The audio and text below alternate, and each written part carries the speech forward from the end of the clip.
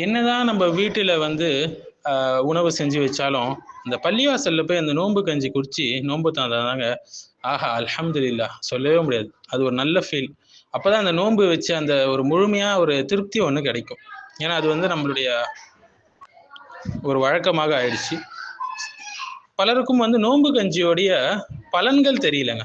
நோன்பு கஞ்சி குடிக்கிறாங்க, நல்லா இருக்கு, ரொம்ப நல்லது உடம்புக்கு.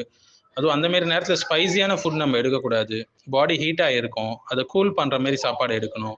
ஸோ நோன்பு கஞ்சியோட 25 பலன்களை நம்ம பார்க்க போகிறோம். முதலாவது, எளிதில் ஜீரணமாயிடும், ஈஸிலி டைஜஸ்டபிள். ஸோ அதில் வந்து பருப்பு, காய்கறி இது போன்ற சாதம் இதெல்லாம் சேர்க்கறதுனால வயிற்றுக்கு ஒரு சுமை இருக்காது, ஈஸியாக டைஜஸ்ட் ஆகிடும். ஸோ அதில் கார்போஹைட்ரேட் கண்டென்ட் இருக்கிறதுனால உடனடியாக நமக்கு அது ஒரு உற்சாகத்தை தரும். மேலும் நம்மளோட நீர்ச்சத்தை வந்து அதிகமாக்கும். திரவ உணவாக அது இருக்குது, லிக்விட் ஸ்டேட்டில் இருக்கிறதுனால டீஹைட்ரேஷன் உடனே நம்ம குறையுங்க. மேலும் வந்து நீண்ட நேர நோன்புக்கு பிறகு ஜீரணத்தை மெதுவாக தொடங்குறதுக்கு அது உதவும். ஏன்னா ஒரு சிம்பிள் நார்மல் ஃபுட் அது. மேலும் மினரல்கள், வைட்டமின்கள் நிறைய இருக்குது அதில் போடக்கூடிய காய்கறிகளால்.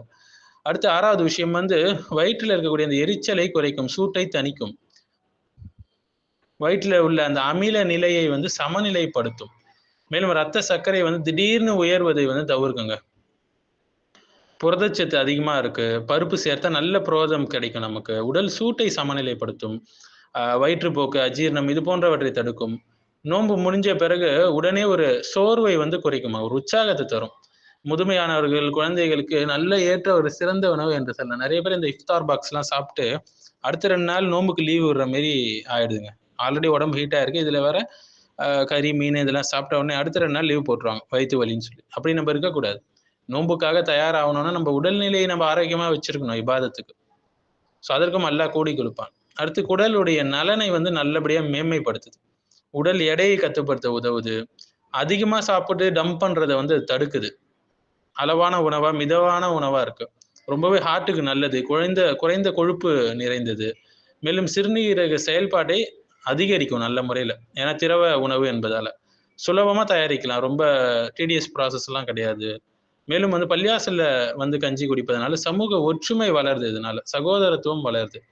அடுத்தது பாரம்பரிய உணவு கலாச்சாரம் காக்கப்படுது. வயித்துக்கு ஒரு நல்ல நிறைவு தரும். ஒரு 2 கொட்டா குடிச்சா வயிறு நல்லா ரொம்பிடும். பசியுடைய வேகத்தை கட்டுப்படுத்துது. இம்யூனிட்டியை வந்து அதிகப்படுத்துது. ரமலானுடைய அந்த ஸ்பிரிட்டை வந்து நினைவூட்டுது நமக்கு.